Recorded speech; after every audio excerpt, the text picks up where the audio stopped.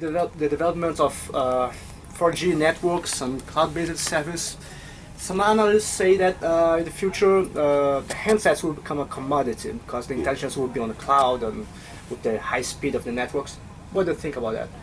I don't think the handsets become a commodity because I think the handset is basically a set of experiences for the consumer. And maybe this gets into the way Nokia thinks about things, but the way we're doing things I think is much different. We're not playing a spec war. Look at when we announce a product. We don't say, you know, gigabytes, terabytes, double fraz and Rosenblatt. We say, here's the 3 or 4 or 5 unique experiences we're going to bring to the consumer, because that's at the end of the day. And so I think that changes the dynamics, but I don't see that ever becoming a commodity because the amount of innovation that's going to go in there. And so I'll just give you a perspective. So, you know, we launched the 920. I don't know if you guys got to play with it, but I think there's 5 things that are really resonating with consumers. Our imaging. This is the best imaging on the planet in low light, and I'll show you a couple of cool things we've even enhanced it on. The wireless charging. Again, I think a new take on power management, make it seamless to charge the device, etc. I think the way we've done things on design, like the screen technology, being able to use it with gloves. I don't know if you guys got to try that. Yeah. The music service, which is, you know, the streaming service with no ID, etc. Our navigation, you know, maps, drive, but we did this thing called City Lens, the augmented reality. Those are 5 areas that are unique consumer experiences that are different coming from Nokia.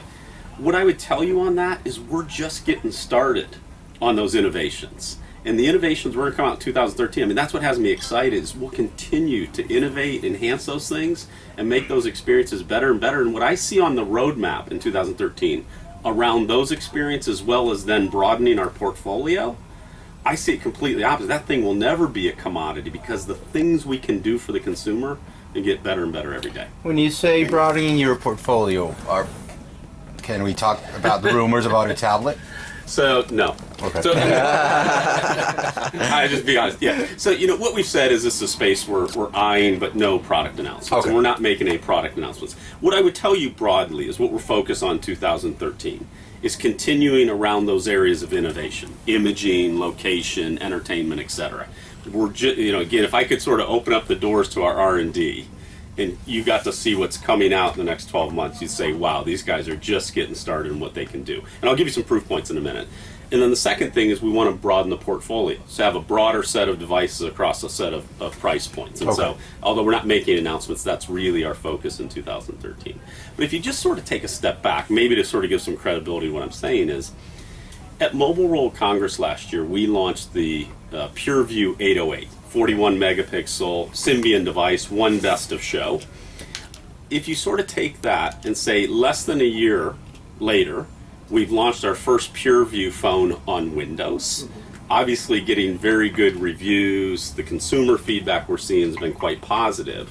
But what I would say is that imaging, which has always been a staple for Nokia, is going to get better and better and better in 2013. So we're just getting started.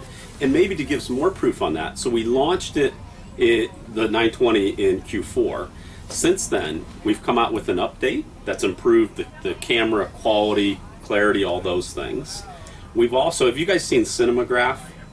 I'm going to show you some cool stuff. So Cinematograph, I got some really cool stuff on here, but we basically allows you to combine still images with moving images. Oh, that's the one that Manuel was showing us. Okay, yeah. But the interesting thing is we just came out with an update that now you can share those images and even post them on Facebook. So that's an update. In a simple way. In a super simple way. Okay. And then the third thing we did is we released this app called Photo Beamer. Have you seen that? No, we haven't heard. It's a way to share photos. I'm going to give you a demo. So let me show you 2 things. But anyways, that's an example. Just since we launched in Q4, what we've done, and that's why I'm saying that thing, we're just getting started on how innovative we'll be on those experiences. So let me just show you a couple things just as an example. And sorry, I love the demo. Okay, so you want me to show Photo Beamer first. So what Doug did on his phone, so anything that has a browser, PC, tablet, Xbox on your TV, you go to a site called photobeamer.com. Okay. This is a Nokia asset. It comes up with a QR code. I'll go in on the phone here and I'll go to Photo Beamer. It's an app unique to Lumia. And basically it says you want to share photos. So let's just I'll do save pictures, okay? So I'll pick a picture. Now watch what happens. I'll take this, scan the QR code And now what happens on his phone? This is the picture I'm sharing. Again, the network, as you know, so it's coming up with the old stuff. But what happens is when I move my pictures here, there you go. it replicates. It's a little slow. It replicates. So I'm just showing you the photos, just to show you. There we go. Now it's coming a little more real time here. Those pictures, by the way, aren't on his phone. So when I shut this down, it's not like he can save that to his phone. And it works over the cell phone network or Wi-Fi? Or Wi-Fi. Doesn't matter. Anywhere there's but connectivity. you can do it? Oh, okay. Totally. So I'll give you an example. I was at some friend's house 2 weeks ago. They had a birthday party. They had Xbox. So I took a bunch of pictures with this. They called up the browser on Xbox on their TV. I shined my phone to the photo beamer thing, and I was sharing photos on their TV just like that. Cool. So to be able to seamlessly do that. So again, this imaging story is just an example of how much we're building it. And what I would tell you is that thing's just going to get better and better and better. Okay. I'll show you the other thing, which is cinematograph. And before I came here, I have this passion of creating the greatest cinematograph photo. So I keep playing with it, but I took my 12-year-old out and said, hey, I'm meeting with press. Let's go create a great cinematograph. Do something cool. Yeah. So what you'll see is we almost got it perfected, and I'll show you why it's not completely perfected. That's mine. But you notice anything weird there? Yeah, actually it's a seal and we have like a moving car. Now I did a loop where it goes back and forth. But basically what I did is had him jump off this. And what you can do is you can freeze any part of it, and then you can do video on any. Now what I really want to happen, we just couldn't get the timing, is the car to go all the way past the road and him to be up above it. So you'd see him frozen and then the car going completely around him. But here's the cool thing. I'll show you another example. And so now I could, by the way, I'll show you. Let me do this one here. So this was on vacation with my daughter and her friend and some of the other kids. And so this is another cinematograph I took in a mirror. Now what? You see something? But let me show you how you can work with this. So you can edit this at any time. So what I can do is say, let's animate the mirror. Because all I did is took a picture with both of them. So now you'll see when I animate this, it'll look like just a little video. See, they're both doing the same thing, right? Yeah. But let's say I want the mirror to move and these to freeze. So I just hit this again, and now I paint over this, and I'm going to freeze them. And so then the mirror will have the moving image, and this will be a still image. Let me get it all frozen here. I didn't get it totally frozen. Really easy to Isn't that cool? Yeah. So, by the way, there's another one where someone took one, and they took it of the shadow, the people in the sun, and the shadows. They froze the real people, but they animate the shadow because they had a move. Wow. So you can do some. So we think we'll reinvent, photo sharing on like Facebook. Instead of it just being still images, you can combine these. I'll call them subtle movements and animation with still images. So. And the final format will be JPEG, standard. ABI. We have an imaging guy. I don't know the technical stuff on how it works. The way it works today is when you post it to Facebook and click on that image, it actually takes you to another link that these images are hosted in the cloud. But we're moving to get it more standard formats. The technical one need to do. But now, by the way, so now let me just save this image that I created. And then if I want to share it, I just hit the button. I say share. You'll see the different options that will come up. I said share right.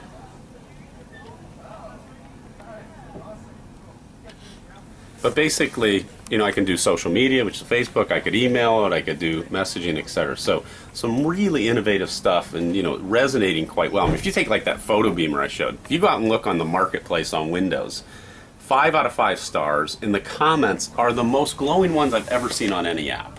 So again, there's a long answer to your question about commoditization. I think we're getting further away from that because we're so focused on those experiences. But we have to keep innovating in those areas. I have a question about applications. I've tried Windows Phone 8, Lumia Phone. The user interface is fantastic, I agree. But when you're searching the Windows Marketplace, there are not as many applications as there are in the Google Play or the App Store. When do you think Windows Phone will catch up these competitors? Well, I think the real question is, if you look at total apps, I don't think that's the right argument. Because, you could, I don't forget the number is, but it's like 300,000 apps in the iPhone store have never been downloaded once. But the point is, the top apps, right, which people use. And so Foursquare, Skype, whatever. All those things. So we're putting a lot of effort in there now where we have the majority of those top apps. So I think we've made good progress, but your point is accurate. We have more work to do there. So between us and Microsoft, we're putting huge investments, huge focus on getting those top apps, and then not only just bringing the apps over from another ecosystem, but taking advantage of the unique stuff on here, so making them better apps. So, you know, things like using the live tiles. And I'll show you just, you know, this weather app, which is one of my favorite. I mean, this is a weather app called WeatherFlow. Because of live tile, this is designed for Windows 8. You can do the double wide tile. It gives you an experience you can't get on Android and iPhone. So it's not about just the apps coming over, which we have work to do, but now let's take advantage of the uniqueness in the platform there. And then the cool thing with this app is I have it now on the Windows platform. You can use these apps to be your lock screen. So when I boot up, this is my lock screen, and look what it does. So again, a really different way. So it's about those apps, but it's about making it a better app because of the uniqueness on the Windows Phone, and that's the work we're doing. So I think good progress, but still a lot of work to be done, and between us and Microsoft, super focused on Plus local apps. Yeah. absolutely local apps, which I think is always one that we have to work on, right? For sure. So it's top apps, which you sort of think top global apps, and then the local ones, hugely important. One question, and what we've seen, especially in Latin America, is that the time between you guys get the products out in the US or in Europe and the time it comes out in Latin America is still too long compared to other manufacturers. Is there a reason? Well, I think, so I don't know if I know the exact reason. What I would say is we are working on being able to launch globally in a more consistent way, in a more timely way. Okay. I would also say, probably a fair comment, we also want to, when we announce a product, have it much closer to availability at that time. So we're working through those things. Those are, I think, just things called logistics and details, but certainly working on it, because our goal is to make sure all these great experiences we're talking about broadly available to consumers. That's good for our business, et cetera. And so I think those are things we're working on to continually improve. In the past 2 years, Nokia had some tough times. I mean, it lost the leadership in sales to Samsung. It had to dismiss thousands of employees. When can we expect a turnaround, and why should we expect a turnaround? Yeah. So I don't know if I have the crystal ball on, because I get people say, hey, is 2013 going to be the make or break, the critical? You know, I don't have the extreme views like that. What I would say is we got to make progress every day. You say, okay, hey, thanks for stating the obvious. But I think what we have to do is improve every day on what we're doing. I think the launch in Q4, I think, is a good start from a perspective of customer buzz, their feedback, the excitement. And again, if you said, what's the one thing you focus on? It's this thing called Net Promoter Score. Now, Net Promoter Score is a technical term we use to measure how much does a consumer love that device and how willing are they to recommend it to family and friends. So Net Promoter is kind of irrelevant on a technical perspective, but we're myopically focused on that. If we get that right, all those business things take care of itself. So we're very pleased with the early response from consumers on this, as well as the retail sales reps, which is a great indicator on do we have something unique, and we're getting really good feedback. And the feedback, again, we're getting is those differentiators you've built in, the imaging experiences, the wireless charging, being able to use the screen with the glove, the music, the navigation. So those are resonating well. So we got to keep innovating on those, keep focusing on those. But again, if we just said, forget all that, what's the most important thing? Make sure that customer loves that experience and will recommend it to family or friends. And so that's what we're doing. And so again, I think good start in Q4 on that feedback, and we just need to continue that in 2013 around those differentiators, and then broadening the portfolio. And again, we're not making any product announcements today, but our ambitions are to have a broader portfolio across price points in 2013, and we're quite excited about that. When are we going to see these pure view phones in Latin America? Because we have not seen any, like for example in Colombia. Well, we have the 808 in Mexico, and we have an 808 But in Colombia? Brazil. No, they didn't arrive yet. Okay. Yeah. But they will But at some they will. point. Yeah, sure. Eventually? Yeah, so I think, and again, what I think we should say too is the PureView stuff. This 920 is the first Windows phone that has PureView. I will tell you, imaging is very important to the company. We think we have differentiation in a huge way there. if I gave you a peek behind the R&D doors, you'd get even more excited about what we have on the imaging. So again, my statement there is we're just getting started, and we want to make sure every consumer around the globe has access to that PureView technology. What comes beyond PureView, beyond 41 megapixels? Well, you know, again, without getting into HD, without getting into specifics, there's so much that can be done in the imaging arena. So, you know, we brought optic image stabilization in the 920, this floating lens. Now you think about, you know, the work we did on the 808, which has that digital zoom and lossless zooming, but it doesn't have optic image stabilization. So there's lots you can enhance there. There's also the software experiences, so the way you share. I mean, PhotoBeamer's a great start in what we're doing, but you know, we're just getting started. If you take things that could be interesting, we have this amazing location set of services and content. You have this amazing imaging. We can combine that and create some amazing, incredible experiences for the consumer when you marry those two together. So, you know, in terms of what's in the lab, endless possibilities there in terms of what you can do. And it's not just about, hey, I mean, the thing that gets a lot of attention is the 41 megapixel sensor. That's interesting, but the really interesting thing is the algorithms, the way we do this lossless zooming, et cetera, because that then matters to the consumer because they get something that's very compelling.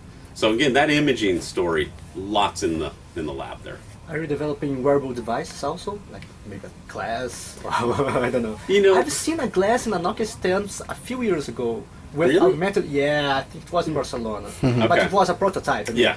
I don't know where it go. Yeah, so we're not making any product announcements. What I would say is that obviously we're trying to broaden the portfolio, trying to build on and innovate on these differentiators, imaging, wireless, entertainment, navigation, or location.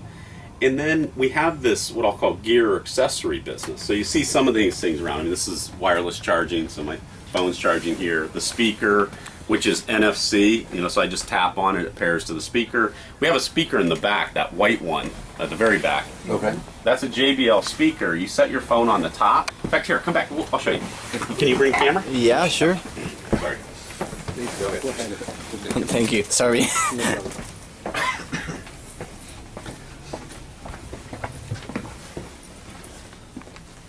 But the speaker itself, so it's wireless charging. Now watch when I hover the phone over there, you'll see these, I don't know if you can see it in the daylight, there's landing lights.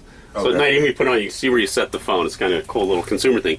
If I set the phone on there, that's charging now. And it pairs. And it pairs through NFC. So if I just tap this, which I think I'm already paired, let me, I think the speaker is. it might not be on. Oh yeah. But if I tap it here, yeah, there, now I'm paired to the speaker. So now, if I went into my Nokia Music, I can go in there, basically put it on there, and now as it's playing music, I'm charging. So what I call the gear and accessory business is we want to continue to evolve, but anything we do on the gear, it has to make the overall experience better.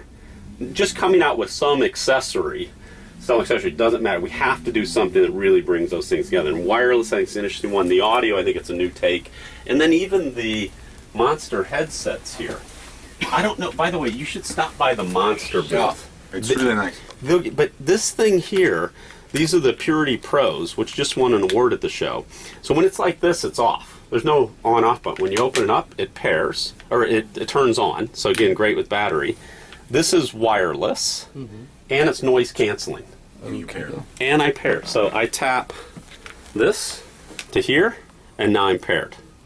You put it on, I think they should be on, at least you can hear the noise canceling. The sound on that thing is stunning. Yeah. So again, I think it's the only one that has wireless, noise canceling, and then the audio quality in there is just outstanding. But again, now we take our music service, combine it with that accessory, and it's sort of 1 + 1 = 3. So that's what we're trying to do on the hardware. Music service not working in Latin America, right? Yeah. Yeah. Music, of course. Okay. Yeah. Different markets, it will work or not. It's, you know, like Mexico with Telcel, Yeah. they have their own music service, so probably not one. But, you know, again, where it makes sense in the markets, we'll do that. But again, it's marrying that with the hardware and accessories to create a really compelling experience. Another of the categories is like the low end of the devices.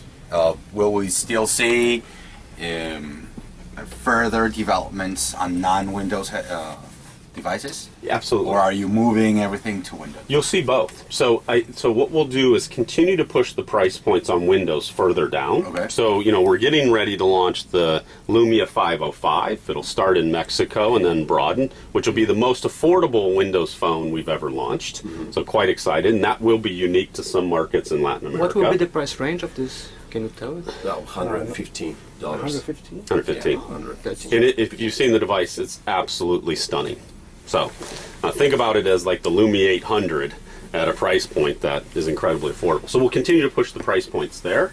And then on our mobile phones business, so our Asha Touch products will also push there because we think we have a super compelling proposition at even more affordable price points.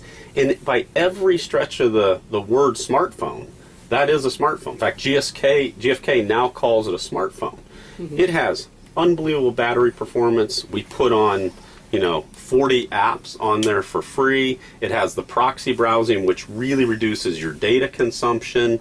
The apps on there are fantastic. So it's a platform we're going to continue to innovate, both in the software and the hardware side. So very bullish on both that. So we'll continue to push that innovation as well as push the price points on Windows Phone, both down and then working on the high-end flagship products. So it'll be an and statement. Can we expect in the future? Well, this is the last question. Okay, all your portfolio to be Windows Phone? I mean, including the Asha family? I don't know how long we are I away think, of that. my view is we'll continue to push both of those platforms because, again, there's a limit to how far we can push the Windows Phone platform down, just in terms of what you're trying to do there and the experience. I mean, you see it on low-cost Android today. On the lowest end, it's a very poor experience for the consumer. So we got to be careful to make sure we're pushing. We still have to have great experience, but that mobile phones platform and with Asha Touch, we think we can get an experience at a price point that's even lower, but maintain the experience. So I still think it's going to be an and statement for the long term. Okay. Okay. Thank you very much. Thank you very much for your Great time. to meet you. Yeah.